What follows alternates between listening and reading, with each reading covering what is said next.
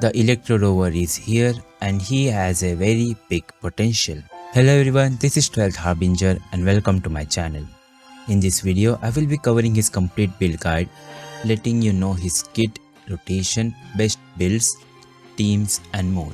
Without any further ado, let's jump right into it.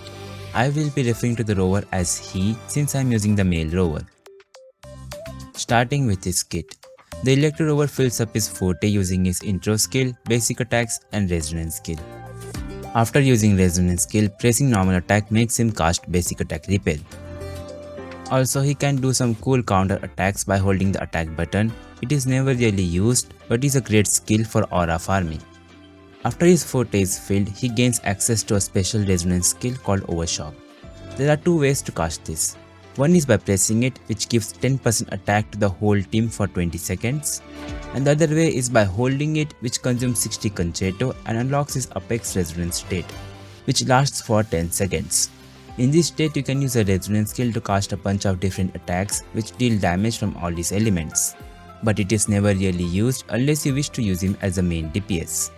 His first inherent skill applies 10 stacks of Electro Flare on using his enhanced skill, which seems like an amazing trait that could make him the best in slot for an Electro Flare DPS. The second one gives him 20% skill damage bonus on using the whole state of his enhanced skill.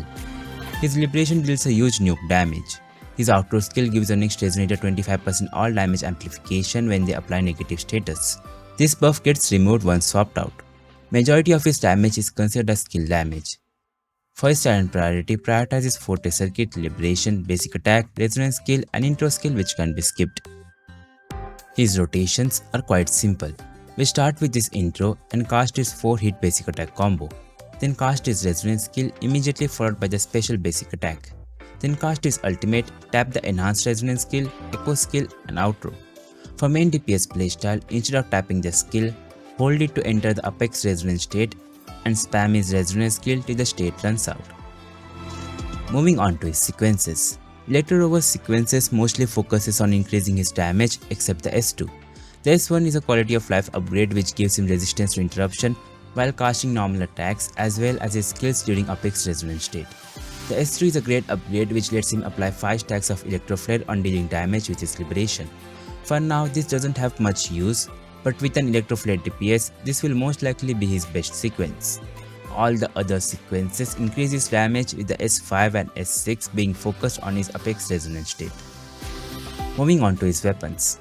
Since he mostly deals skill damage, Blazing Brilliance is his best option for maximizing his personal damage.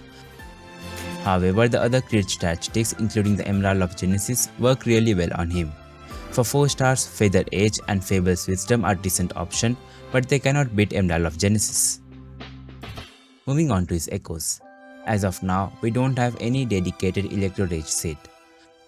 So for the sub DPS playstyle, the best in slot will as usual be Moonlit Clouds with Impermanence Heron Echo skill. For main DPS playstyle, you can use a Void Tender set with Nightmare Tempest Mephis Echo skill.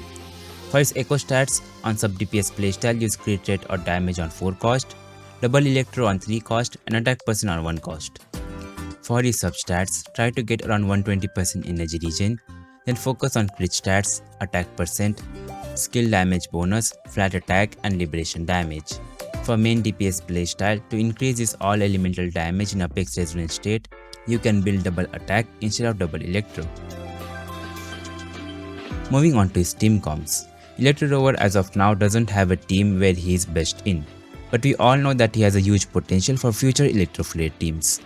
But as of now, due to how his outro skill works, he can be used with negative status DPS characters, mainly Hyuki or Yang Xuanling. For Hyuki, he can also help with her inherent skill, making him a decent alternative if you don't have her premium supports.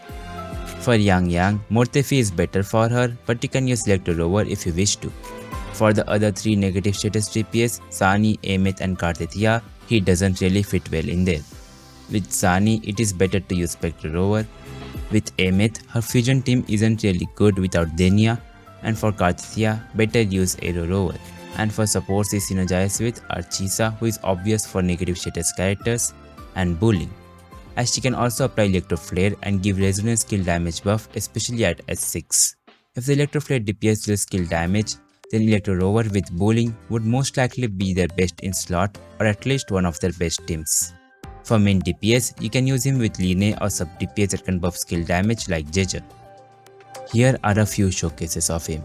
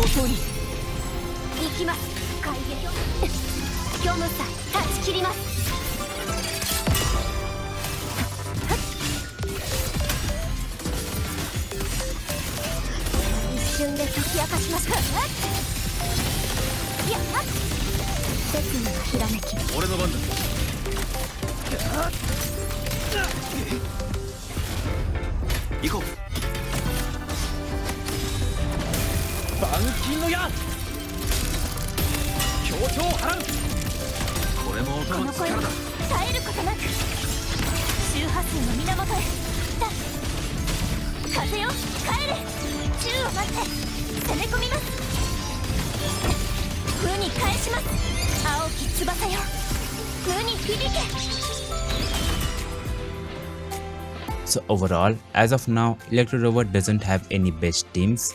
His buffs are not that big to outshine any of the meta sub DPS.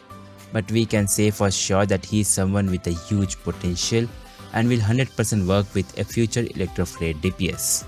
Let me know your opinions on him, and are you going to build him right now?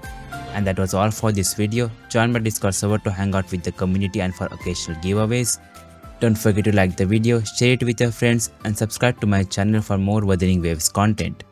And thanks for watching.